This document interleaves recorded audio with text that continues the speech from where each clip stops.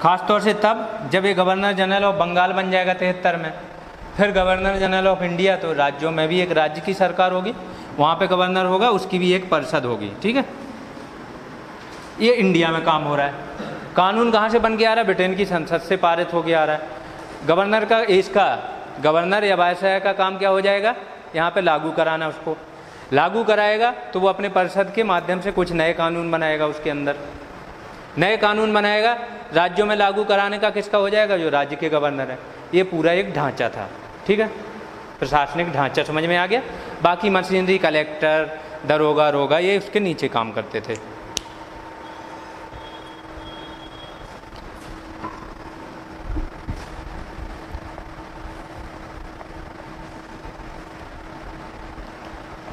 अब ये पहला कानून कौन सा लेके आ जाएंगे? 1773 का रेगुलेटिंग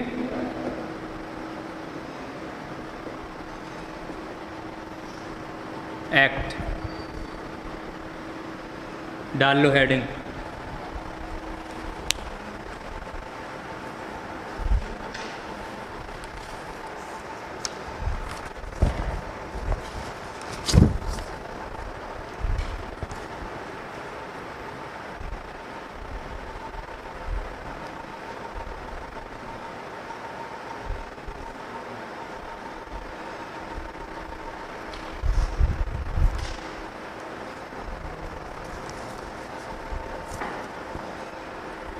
डल गई। इसके लिए पृष्ठभूमि अभी मैंने बताई क्या थी, क्या कारण थे उनको कानून लेके आना पड़ा।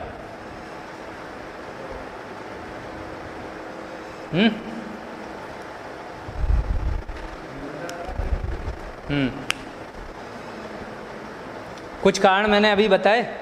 कंपनी प्लस संसद का संबंध एक निर्धारित करना था। अभी तक कंपनी व्यापारिक थी, लेकिन इन्होंने 1757 में और 65 में क्या कर लिया? अधिकार कर लिया। किस किस पे? 57 में पलासी पे, बंगाल पे, और 65 में कहाँ? बक्सर युद्ध में अवध पे, और साम्राज्य अपना विस्तार कर लिया। तो इनके एक संबंध पुनः निर्धारित होंगे ना कानून के अनुसार। पहली ज़रूरत तो ये थी। दूसरी ज़रूरत, जो कंपनी में अधिकारी काम कर रहे हैं उनकी समृद्धि, बहुत समृद्ध हो गए थे वो। वहाँ का जो दूसरा आदमी था, जो पहले उनसे बड़े आदमी थे, लेकिन वो 2 साल के लिए यहाँ आ गए काम करने। वो पता चले इनके ये घर ही है, एक बंगलो है, उन्होंने महल खड़ा कर दिया सामने। तो सामने वाला जलेगा, यार ये आदमी 2 साल के लिए गया, जबकि ये अभी मेरे नौकर था मेरे यहाँ पे। तो उनकी समृद्धि ब्रिटेन में चर्चा का विषय हो गई। जब चर्चा का विषय होगी तो बड़ा आदमी क्या करेगा? कानून बनाने के लिए दबाव डालेगा कि ये बहुत भ्रष्ट हो गए ये लोग, इंडिया में पता नहीं क्या कर रहे हैं, इतने समृद्ध हो गए। तीसरा क्या होगा? कंपनी यहाँ पे युद्ध लड़ रही थी तो उसको आर्थिक हानि हो गई। आर्थिक हानि होगी तो कंपनी ऋण मांगेगी ब्रिटेन में। तो फिर संसद क्या बोलेगी? जब हम तुमको ऋण दे रहे हैं, पैसा दे रहे हैं, तो कुछ ना कुछ तुम पे रेगुलेशन लगाएंगे। तो वो क्या बोल देगी? इस कानून में लेके आ जाएगी कि तुमको अब जो भी काम करना है, जो भी इंडिया में काम कर रहे हो, तुम वहाँ के वित्त मंत्री और विदेश मंत्री को रिपोर्ट करोगे, बता दोगे। काम करो जो करना है अपनी मर्जी से, लेकिन क्या करोगे? जानकारी दोगे। जब अगला ये अधिनियम लेके आएंगे 84 में पिट्स इंडिया एक्ट, उसमें बोल देंगे कि नहीं, अब तुम सिर्फ बताओगे नहीं, अब तुमको क्या करना है? एक बोर्ड ऑफ कंट्रोल बनाए दे रहे, जिसका सब पे कंट्रोल होगा। उसका अध्यक्ष होगा विदेश मंत्री। उसको तुम क्या करोगे? उसकी सलाह पे ही अब काम करोगे आगे जाके। तो धीमे धीमे ये कंपनी पे कंट्रोल भी करेंगे। ठीक, तो लिख लो पृष्ठभूमि।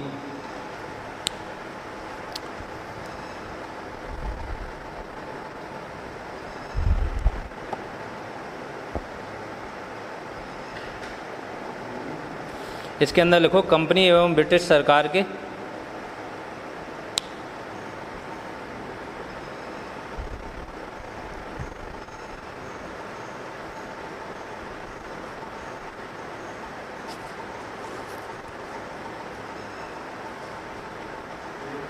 संबंधों को पुनः परिभाषित करना था।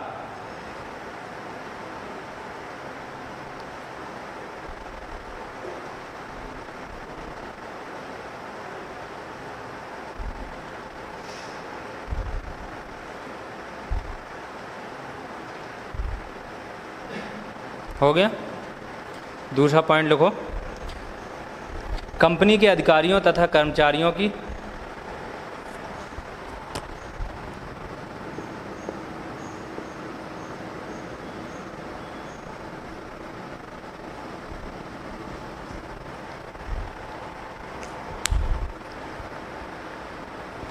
हो गया। कंपनी के अधिकारियों तथा कर्मचारियों की समृद्धि ब्रिटेन में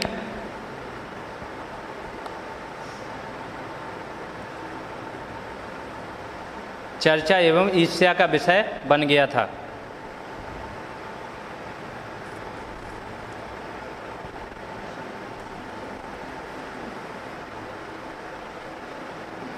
विषय बन गया था।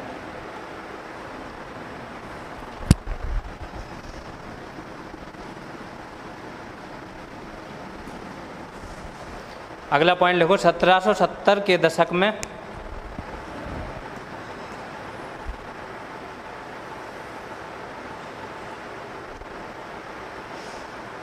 कंपनी आर्थिक संकट का सामना कर रही थी।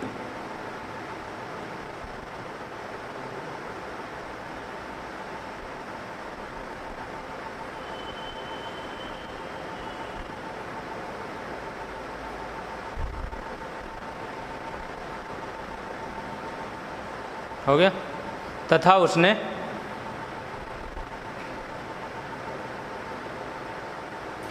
बैंक ऑफ इंग्लैंड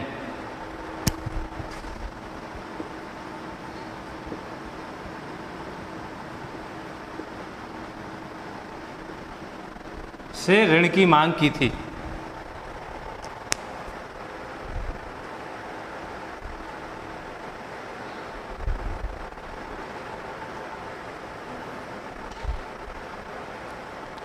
पृष्ठभूमि हो गई। बैकग्राउंड क्या था? प्रावधान लिख लो, इस कानून के अंदर क्या क्या प्रावधान थे।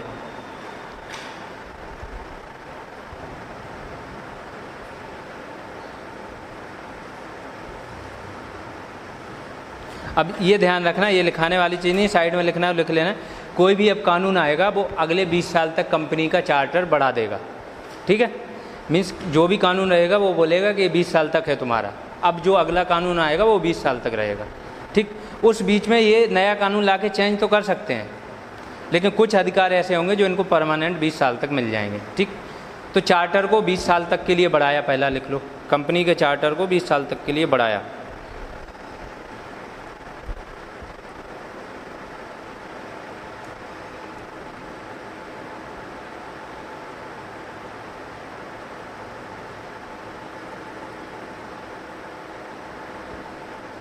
हो गया। दूसरा लिखो, सेवाओं एवं नियुक्तियों में,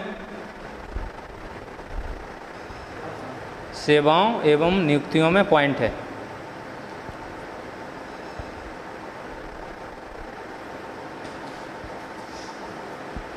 कंपनी का एकाधिकार,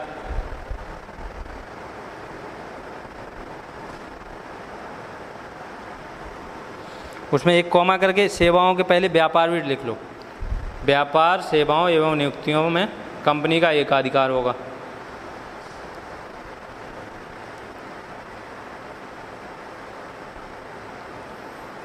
हो गया। तीसरा पॉइंट लिखो, भारतीय प्रशासन के संबंध में प्रावधान किया गया था।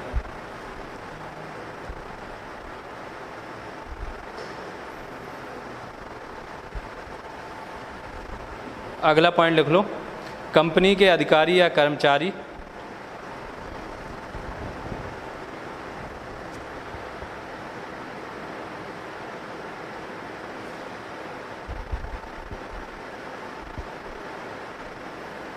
रिश्वत या उपहार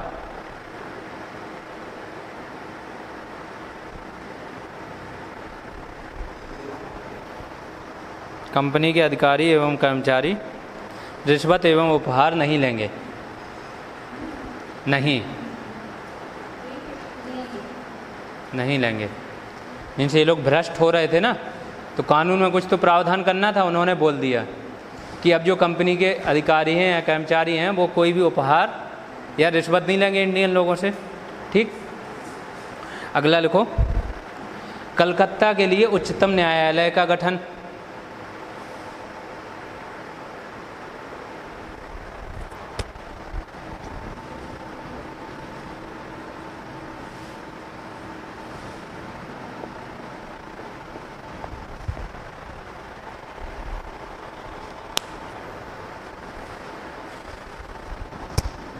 हो गया।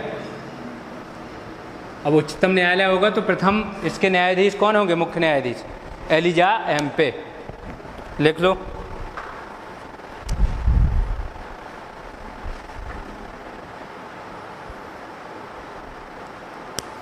एलिजा एम्पे प्रथम मुख्य न्यायाधीश बने।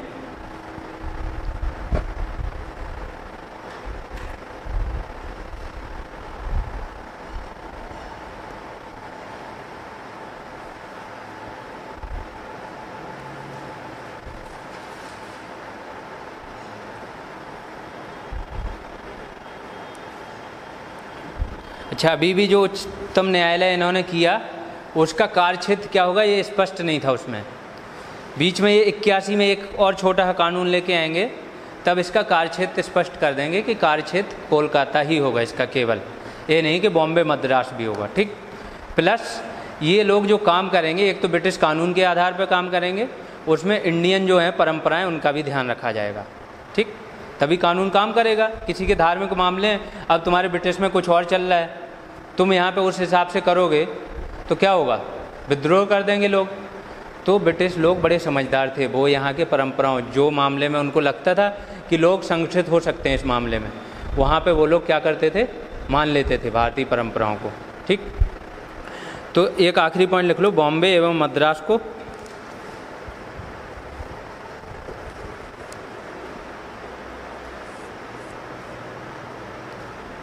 कुछ मामलों में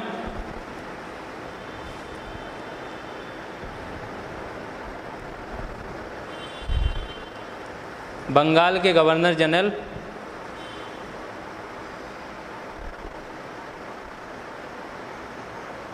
के अधीन रखा।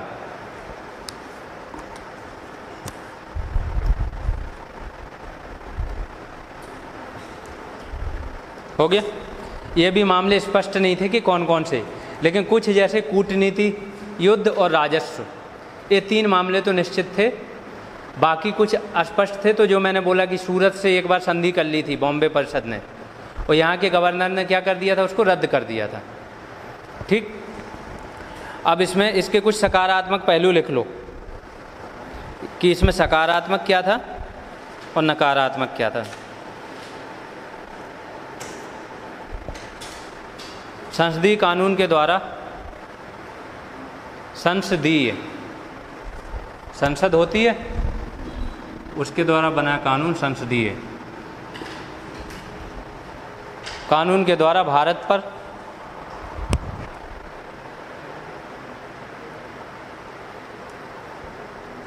संसदीय कानून के द्वारा भारत पर शासन का प्रथम प्रयास।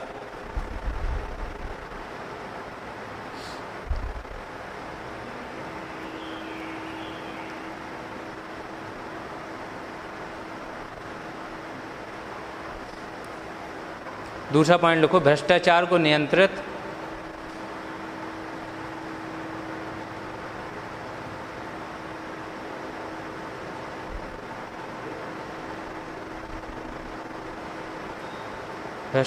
नियंत्रित करने का प्रावधान।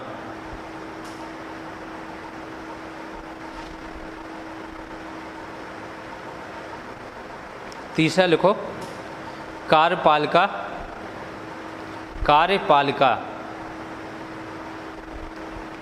कौमा विधायिका कौमा न्यायपालिका कौमा न्यायपालिका।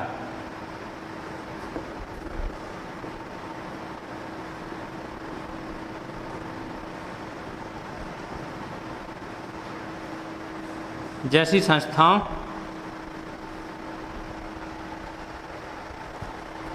के विकास की शुरुआत।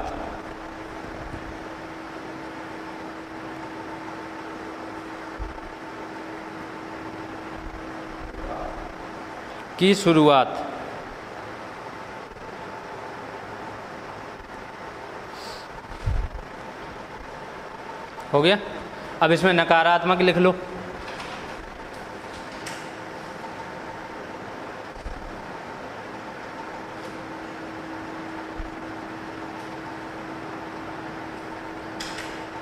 इस अधिनियम का प्रमुख उद्देश्य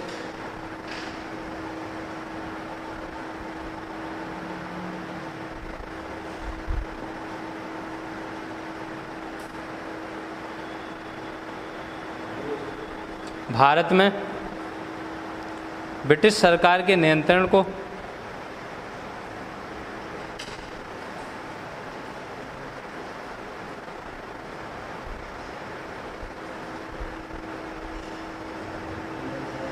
सशक्त बनाना, सशक्त मतलब हाँ मजबूत बनाना, सशक्त बनाना था।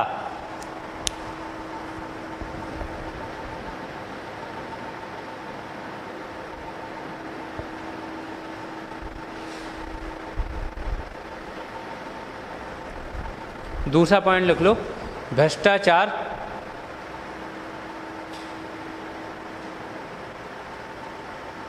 अनवरत जारी रहा। अनवरत मतलब लगातार।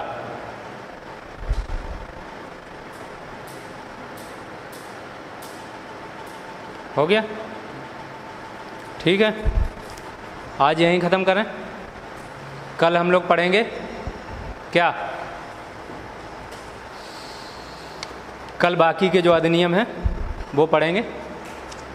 हो सकता है कल या एक दिन और लगे तो सारे अधिनियम जो मैन हैं वो अपने ख़त्म हो जाएंगे।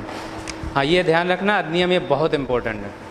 हर परीक्षा में 1-2 क्वेश्चन आते हैं इनसे कि कब कौन सा अधिनियम क्या आया, क्या हुआ, इसमें क्या था। ठीक है फिर।